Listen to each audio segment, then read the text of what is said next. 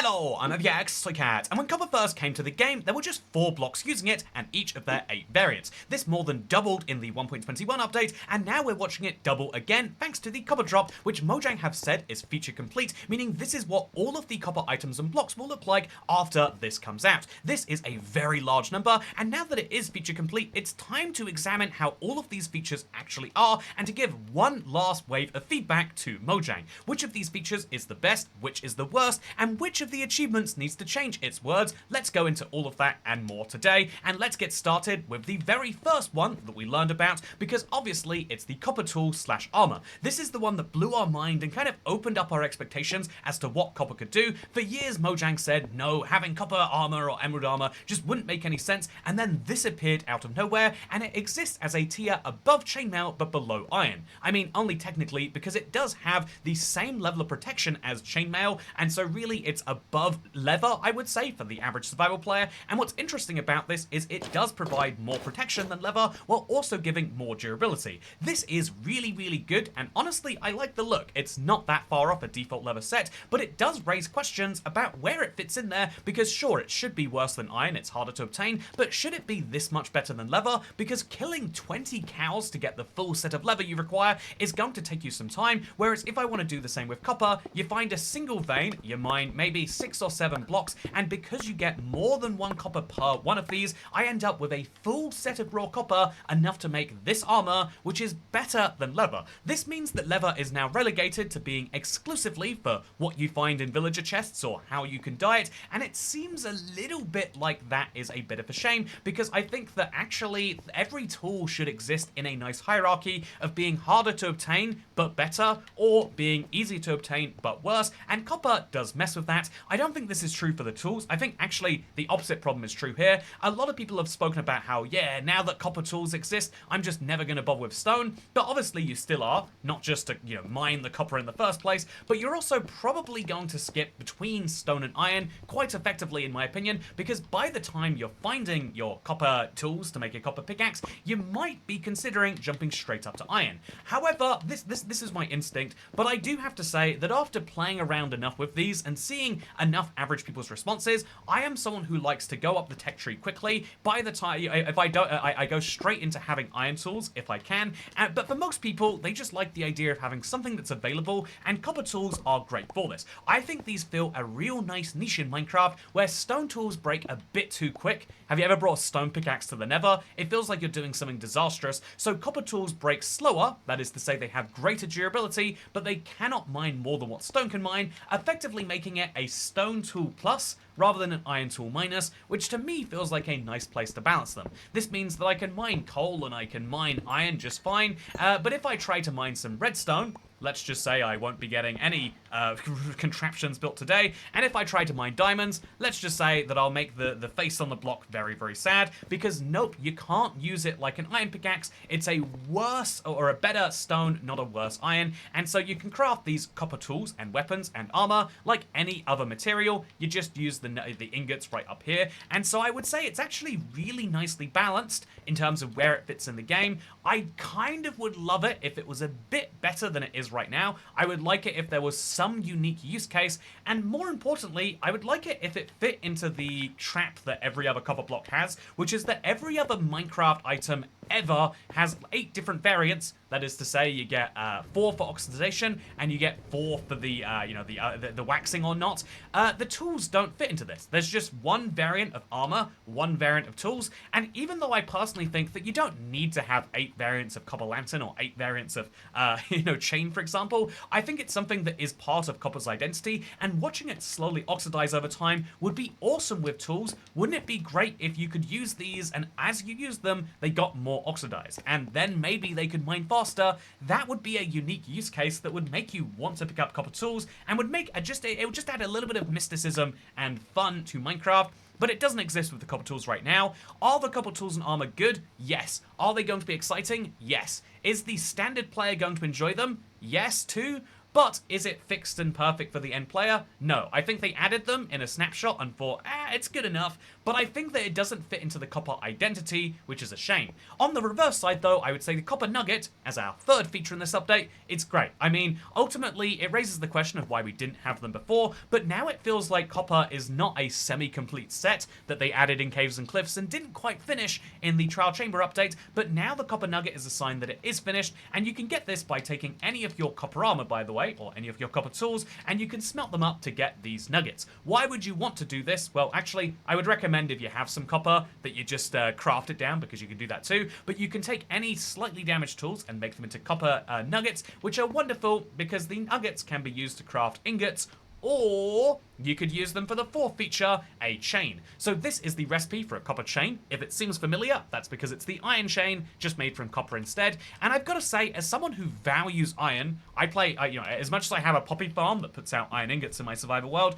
I try not to play as if iron is infinite, because for most of the time, it isn't. And it means that when you start a new world, using chains is such a flex, but copper chains are going to be much more affordable, because copper just appears everywhere all of the time. Being able to use this in very small quantities to make this is going to be great, and of course, because it's copper, it comes in 8 variants: regular, weathered, oxidized, and exposed and fully oxidized. And what's interesting, therefore, is the fact that you then have 8 different variants of chain. Do we need 8 different variants of chain? I mean, I would argue just as much as I would argue less than we need 8 variants of tools, but if we're trying to judge it objectively by itself, it's great because you can use this to make these blue wires between things, or you can make bright orange wires. Personally, I love unoxidized copper. I love fully oxidized copper. I have no idea what the middle ground space is for besides lore, but still, it's worth saying that we have 8 variants of chain, and they're decent. They are only usable for placing things in the wild.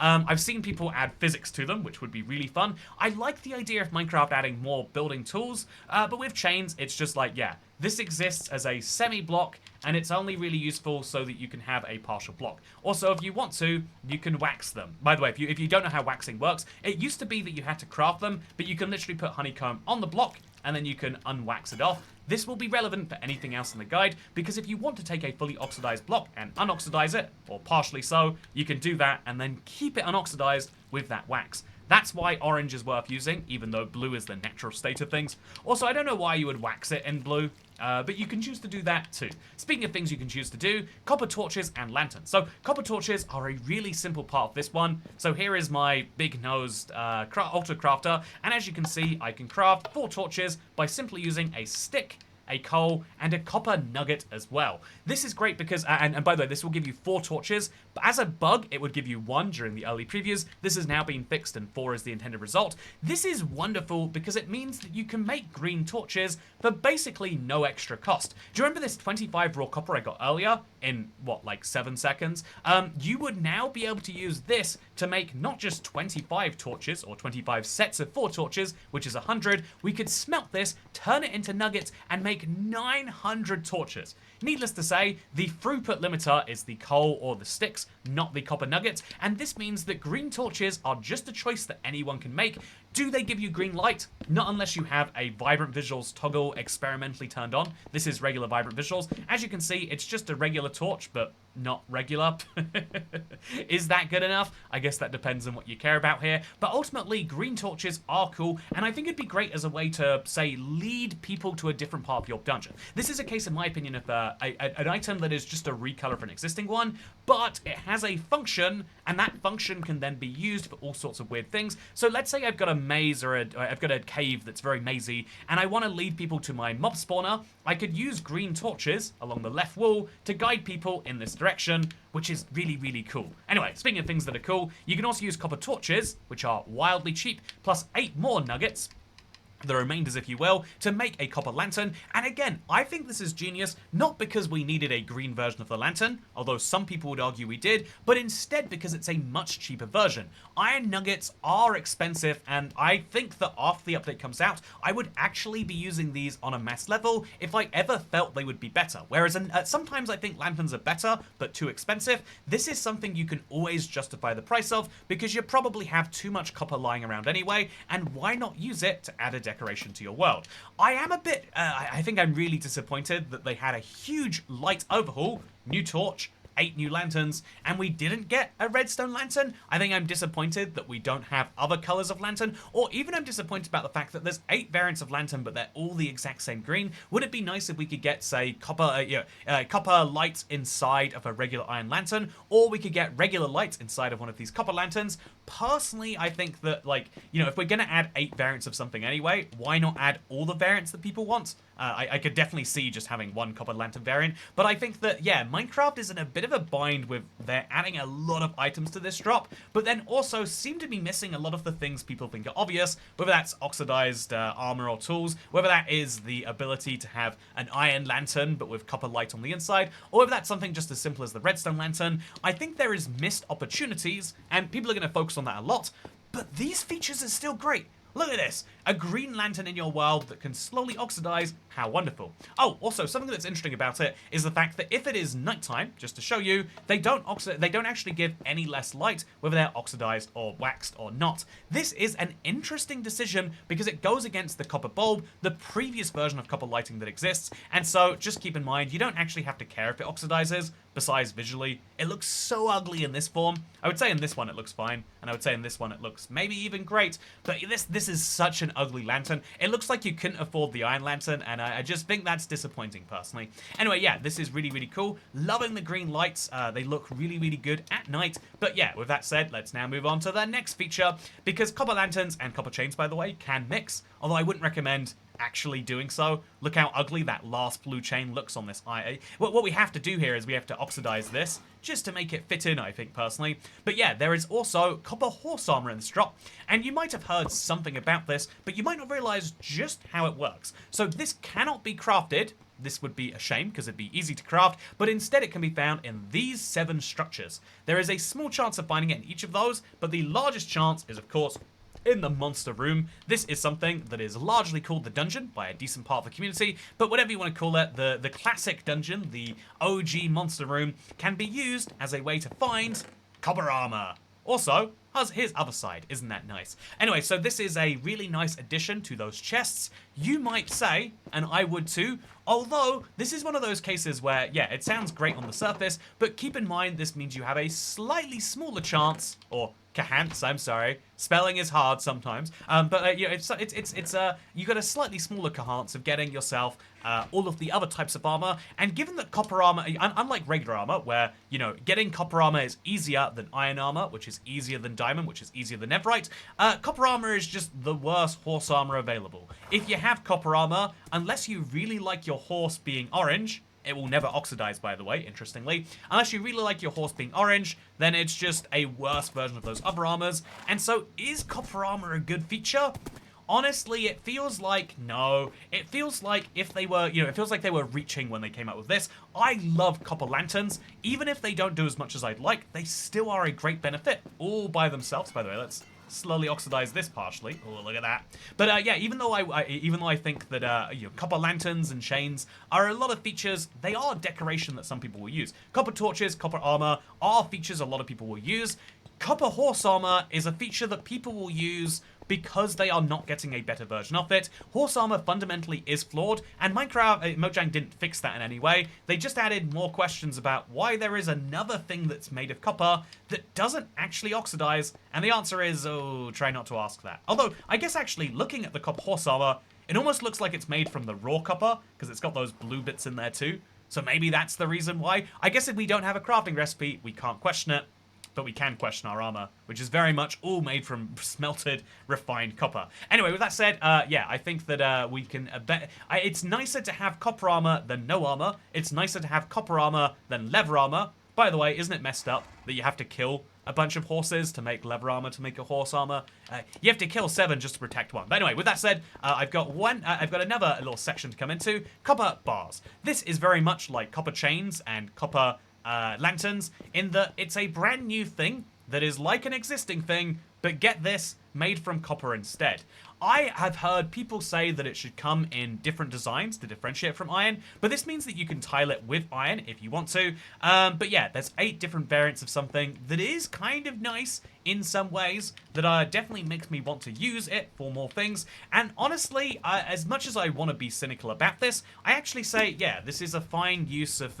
is it a great use of 8 different slots of the creative inventory? Different debate. Is it a great use of copper? Yeah. If I've got some copper in my world, I would love to make these. Iron is expensive, and copper is such an abundant resource that being able to use it to make, you know, now easier trapdoors, being able to use it to make copper bars, being able to use it to make lanterns and torches, this is a really, really cool way to make an existing feature better. This is something we should praise. We shouldn't say, no, it should be more better. It is just better in the way it is. Whereas I feel like copper armor is an example of the opposite. And that is why I'm a fan of this. And I'm also a fan, even if just provisionally, of lightning rods also getting the different variants. Lightning rods now come in 8 variants. Regular, weathered, oxidized, and I always miss exposed when I say that, and oxidized, and then you can wax each of those to get the 8 variants as well. This, by the way, brings us to over 100 different copper blocks, and it's why the wax on, wax off achievement has to be said, right? It has some issues. The wax on, wax off achievement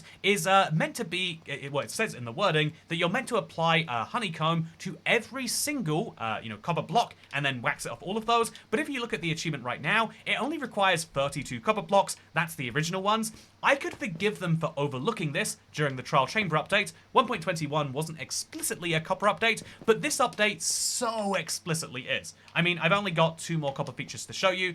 There are, in fact, other copper features, or non-copper features in this update, but it still is worth mentioning this is largely a copper change. So anyway, yeah, with that said, the lightning rod is really cool. Will you ever want it in not orange form? Maybe, actually. I think these will be useful for building, and that is kind of nice. And speaking of kind of nice, if you do have one of these for building, just keep in mind that unless you wax it, something interesting will happen when it is struck by lightning, which is to say, it will slowly but shortly unoxidized. So it's one of the, unlike every other copper item, where unless it gets amazingly struck by lightning, which it won't, every other copper item will just slowly go from orange to blue, unless you change it. This is an item that arguably does the reverse. You leave it in blue and then you might come back and the next time it's orange because it's kind of the reverse. Also, if you hook up redstone to it, just like this, you can see it will leave out a signal. This means that you can now turn lightning into a redstone signal. So if you want to, say, put a bunch of pigs or a bunch of villagers out because you want to turn them into zombie pigmen or witches, you could put them out during the night by using some complex redstone contraption when it is thundering, which is kind of cool. Speaking of kind of cool, we've got the copper golem and the copper chest. These are the flagship features. You'll see how much we love them at the end of this video, but simply put, a copper golem is a brand new item and or a brand new mob that you can spawn using a copper block. So the copper block is the OG copper item, the very first one to be added, and now by simply having a carved pumpkin and putting it on top, you get this lovely guy. So it's kind of amazing, this crafting recipe, because a copper chest already is quite expensive. It uses 8 separate copper ingots like so, and can only ever be crafted into a copper chest that looks like this. However, if you place a pumpkin on top of any other, different oxidized variant, you can see that you'll actually get the 8 different chests based on that. Then the copper chest will look into each of these. Let's just imagine that he has some stuff. He'll look into each of the copper chests that he can find near him. Specifically, this includes the ones that he spawns on, and he'll then try to sort it into anything else that he can find. So that means that we could have a, so here's a bunch of different chests for different items. Let's grab each of these, right? And then let's grab them, put them in our copper chest right over here. And what will eventually happen is the copper golem will look in that chest, grab the items, and he should be able to find where they're meant to go. I will warn you, the copper golem is a little stupid. Oh, no, he's not. He's proving me wrong. He is a little stupid, but that's something the iron golem loves, because the iron golem will actually give him little red flowers in exchange. So yeah, he can only sort up to 16. He can only sort a very small number of chests. I think it's 16 to 20. Right now, I think the copper golem could use a buff, but he's meant to be used for small-scale chest sorting rooms. And if you follow him for long enough, he'll eventually work it out. I promise you he will. But yeah, if you are doing small-scale short sorting, you might want to do it yourself, but this is easily the most accessible piece of redstone or auto-sorting that exists in Minecraft, and with just a little bit of time, I don't know why he started from the right and went left, but with just a little bit of time, he's going to look through until he eventually finds the right chest. Come on, you can do it, buddy. You can do it. Look over here. Eventually, he will find the correct chest, and then he'll put his item inside of there. Woo, you did it! How long did that take? Okay, that's actually kind of alarming, eh? Anyway, with that said, the Copper Golem is cute. He is a fun addition to your world, and he has a fun little benefit because he's the first mob to oxidize. So just like how copper chests can be oxidized, by the way, you don't have to use them with a Copper Golem. A Copper Golem will always look into a copper chest, but if you want, you could just kill him. I can't bring myself to do it, but you could just kill him and keep the chest if you wanted to. Have it around your world, do wonderful things with it. Or, indeed, you could let the Copper Golem die himself, because he oxidizes and eventually will become a Copper Golem statue, and look like this, by the way. You can use these statues in your world as a fun little... It's kind of like turning a mob into a statue, and then this means that you can commemorate and have them do all sorts of silly poses. Here are the 4 poses if you're curious, which is very, very fun. What is the point of having a mob that is meant to help you, but eventually oxidizes? Well, the goal is that you're meant to de-oxidize him using an axe, and then once you do it after he's fully coppered like this, he will turn back to life. And then you have to wait for him to oxidize again to get him back into a statue. But this means we can take all of these golems and we can bring them to life. That's right, if I didn't think that 1 Copper Golem was enough, I could make myself 12 of them.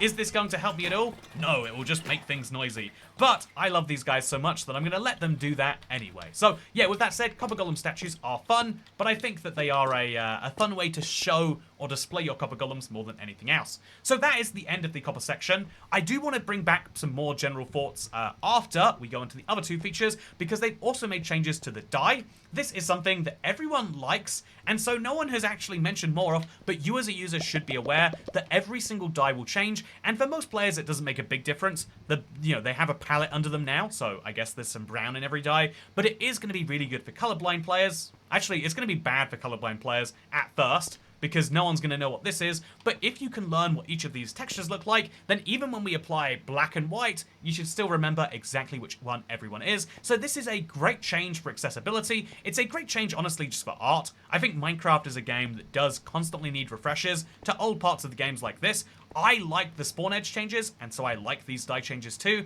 I think that this is something that's hard to do, and so we should give credit to the artists at Mojang when we can. By the way, there's also the shelf in this update. This is probably the most exciting individual feature, in my opinion. I don't know if it's going to be the ones I use for my long-term worlds, but you can craft them using 6 strip logs. So there's now a use for strip logs. If you're curious, you just take a regular log, use an axe on it, and that's how you strip it. And yeah, if you take these blocks and put them together in this format, a weird recipe, you'll get some shelves.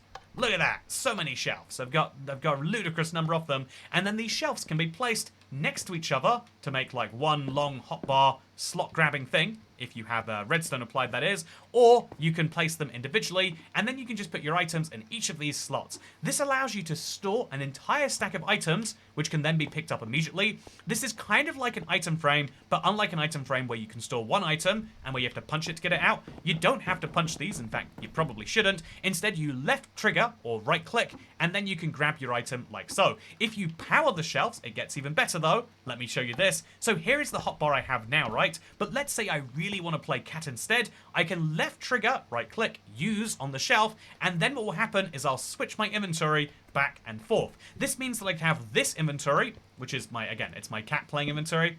It's far. Ah, what a terrible mistake I've made. If only the music discs didn't happen to look so similar. Anyway, so I can now, you know, if I wonder if that's something that Minecraft should change. But yeah, what's wonderful about this is the fact that it means you can have an inventory that's meant for playing cat, an inventory that's meant for exploring or showcasing copper features, and then an inventory that's meant for defeating the dragon or the warden or the wither or other threats. Because let's be honest, the inventory you use for caving and mining is different to the inventory you use for fighting, which is different for the one for exploring. Now we have a way to easily switch hotbars, which existed in creative for Java only before, but now you can do it in survival. This is great. I can do this all day, and I absolutely love it. So yeah, as a powered item, it's wonderful. As an unpowered item, it's wonderful too. And isn't it cool that there's something that provides so much functionality, and then, get this, people love on top of that because it kind of works like a vertical slab. Ever wanted to have... Okay, so let's actually craft ourselves some more of these. Ever wanted to have like a, you know, a wall to a house, but you don't want it to take up an entire block? Now we can have that, and so if I use my copper pickaxe, I can have a wall to my house that isn't an entire block wide, and then I can do the same on this side, let's say.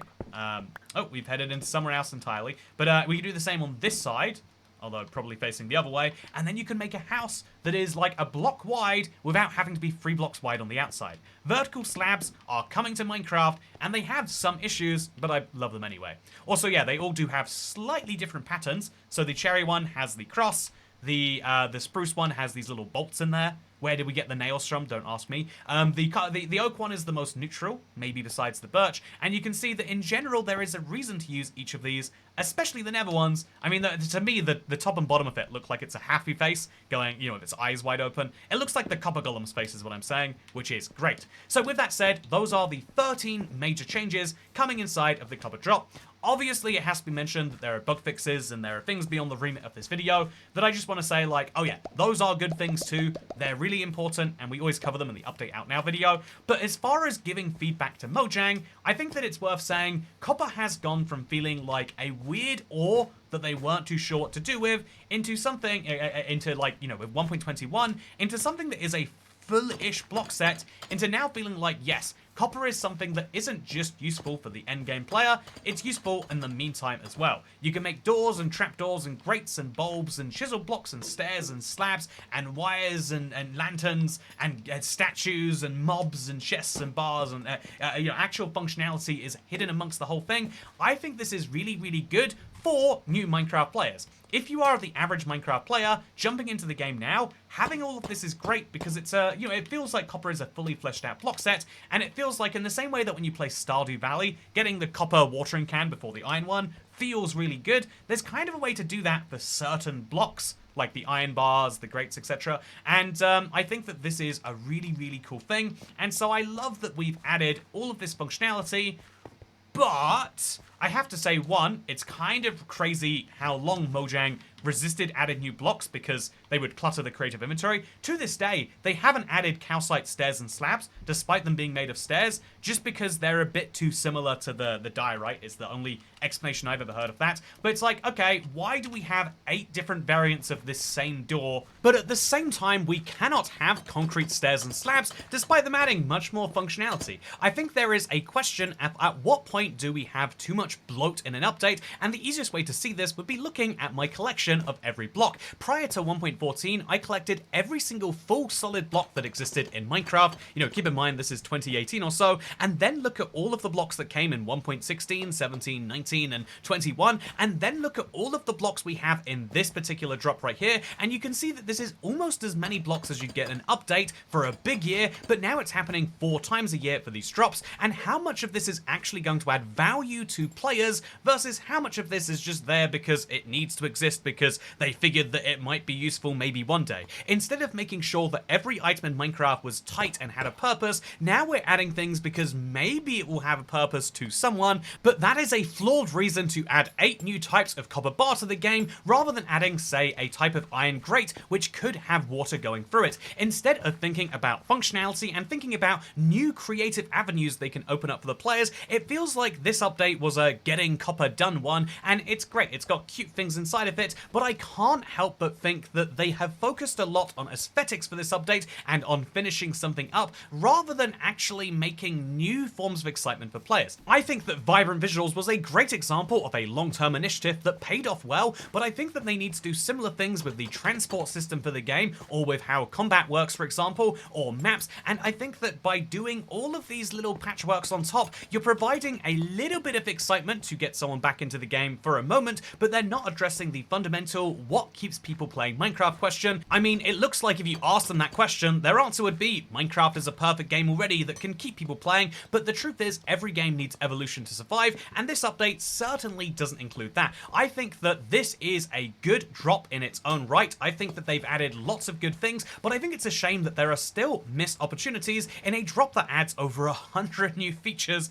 That does seem like something has gone wrong, no? But what do you think? I'd like to hear down below, and indeed, let me know what you think, because I'm very curious. Otherwise, if you do enjoy these deeper dives into updates, make sure you subscribe. That's what we do here on this channel, and of course, I'll see you in the next video. Goodbye.